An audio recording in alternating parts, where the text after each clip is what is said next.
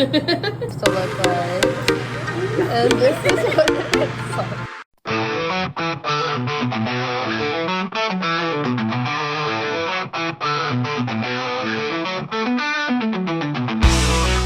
That's not bad.